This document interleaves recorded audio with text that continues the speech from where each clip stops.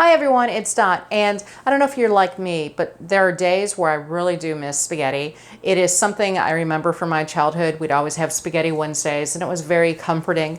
But there is a way to have spaghetti when you are low carb. And today we're going to be making a delicious dish. It is chicken spaghetti squash with pesto.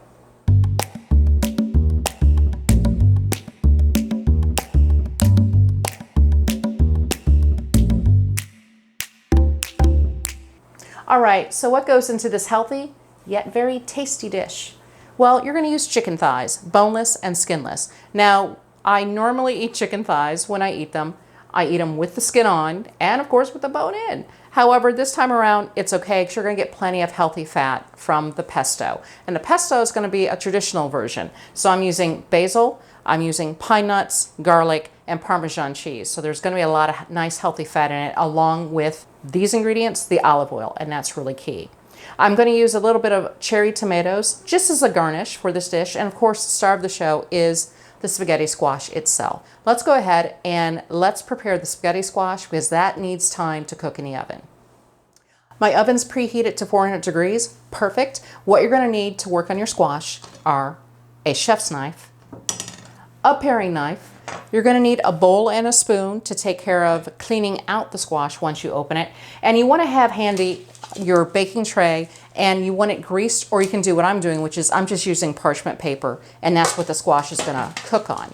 Now, the problem with the squash is, as you can see, it rolls around. So that makes it something very unsafe to actually cut and work on. When you've got a knife, sharp object, you don't want to cut yourself. So what you do, this helps a little bit. Use a kitchen towel and just fold it a little bit, and it helps steady the squash for you. So little safety tip there. Now, what you want to do is you want to use your paring knife, and you're basically going to cut into the skin of the squash, and you're not necessarily going very deep. You're not puncturing the entire squash. You're just cutting it a little bit.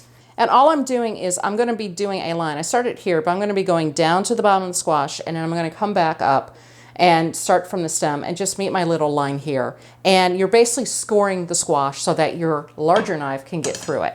I'm going to go ahead and finish scoring the squash. All right, I've scored my squash, and little confession, I'm not very good at cutting open a squash, so if you're not, hey, I'm there with you. My husband usually does this for me. However, I'm on camera, so I have to do it.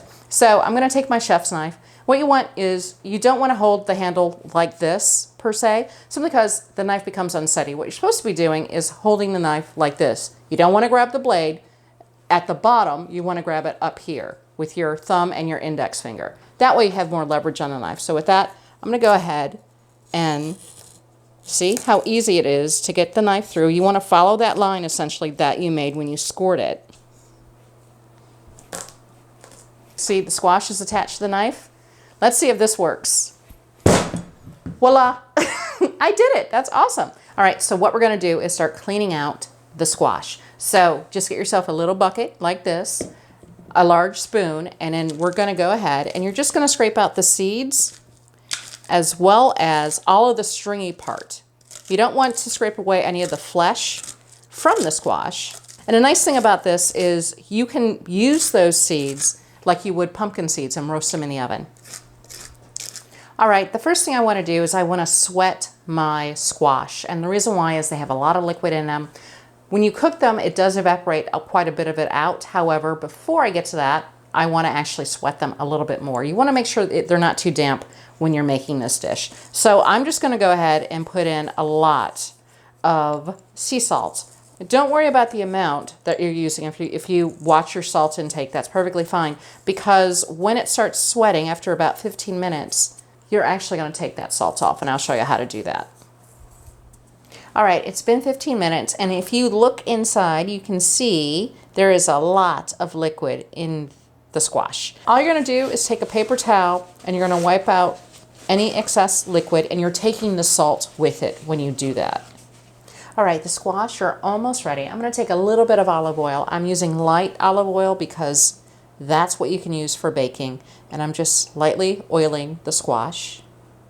What I'm going to do now is get my tray out, put it down. I have my squash here. I'm going to lightly pepper them. I'm not going to add any more salt to them because it doesn't need it. So I'm just going to add again, just to help flavor them. I will say this, when you've got nails, fake nails on, it's a little harder to season with pepper. So what I'm going to do now is turn them upside down. So in the squash now, we're going to go into the oven for about 35 to 45 minutes. All right, my squash is roasting, so now is the perfect time for me to go ahead and make my pesto. I have my basil. I'm loading up my food processor right now. You can use a blender. That's perfectly fine. If you don't have a blender and you have no way to chop up your basil to make the pesto, there are some options at the grocery store if you would like. Just make sure you look at the ingredients. You want to make sure they use olive oil, not canola oil, no vegetable oils, and just make sure there's no sweeteners added to it. There never should be with pesto. I have my basil already in here. I'm going to add a little bit of sea salt. Not much, just a little bit. You're going to basically taste as you go. That's really important.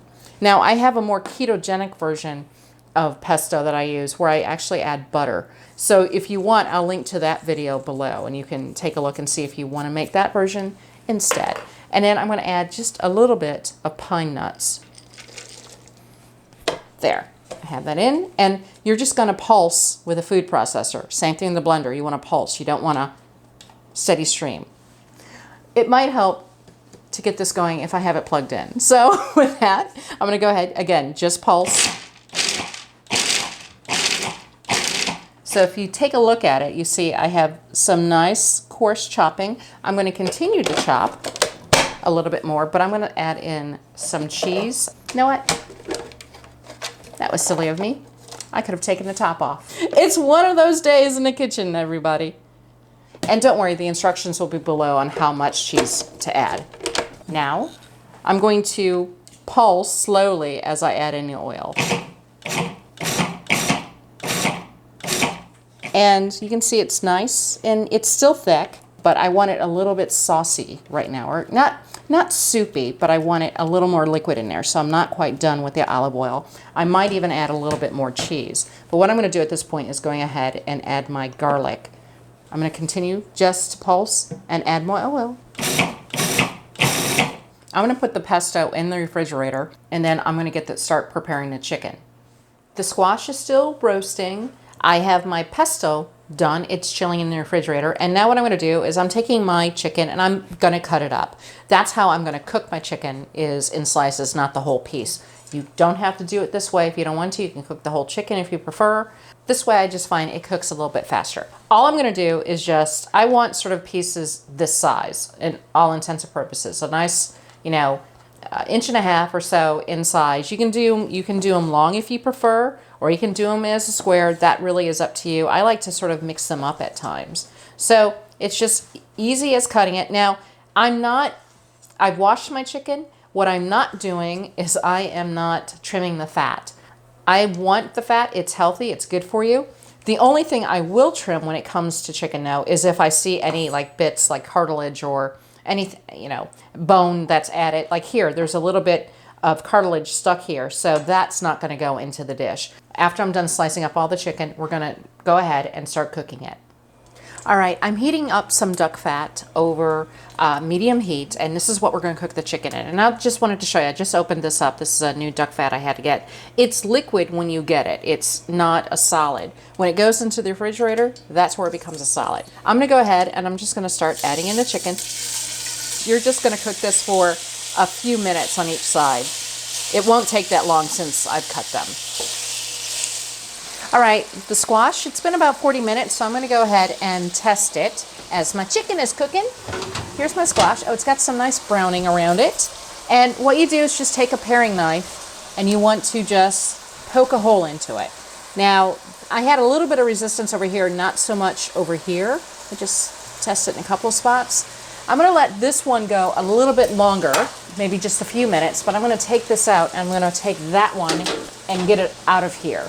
Basically, you want to make sure it should be able to easily prick the shell, because you saw how hard it was for me to pierce it when I was cutting it open. So you just want to make sure you do that. So I'm going to take a spatula and carefully lift this up. I'm going to bring it over here, flip it. I'm going to let it rest while this one's going to go in the oven probably for about 5 more minutes. It's just for whatever reason, this side just decided to take a little bit longer. It'll still be fine.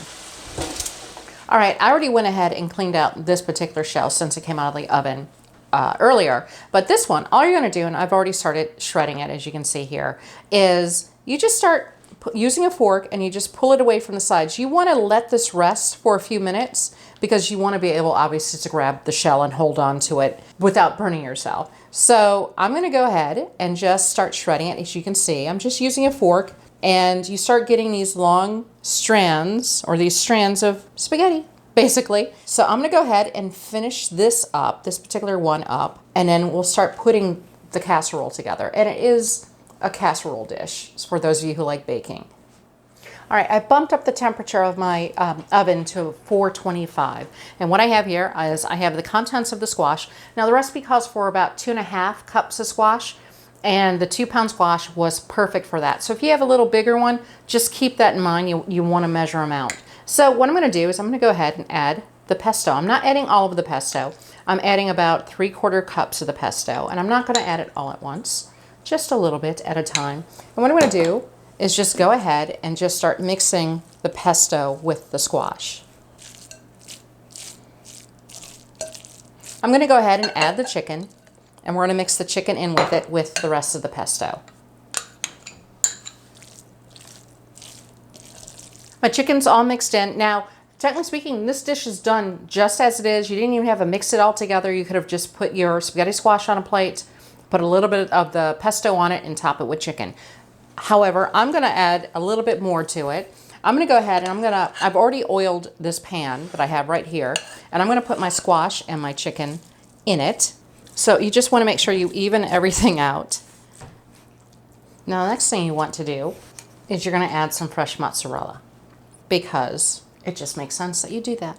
So what I'm doing is I'm actually pressing it into the dish.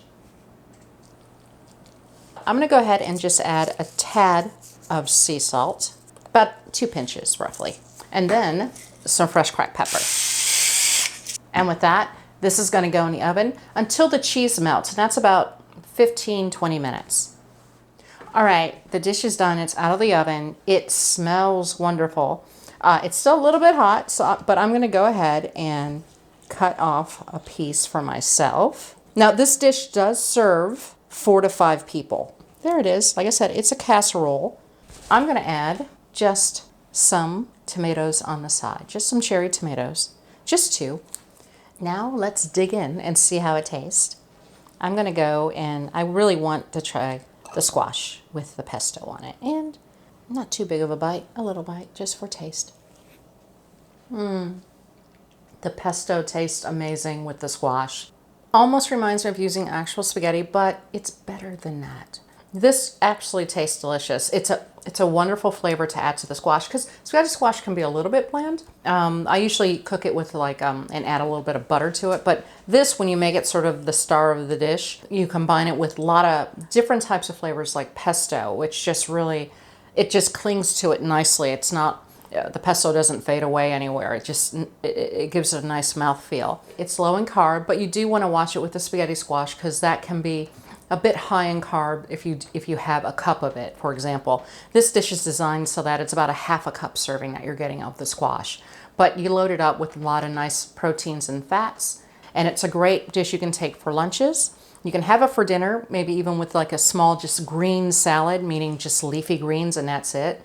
And I really can't wait to finish this up. So with that, I hope you enjoyed the video. I hope you give this a try. It really is tasty. And like, subscribe, and also share with your friends. And until next time, I'll see ya.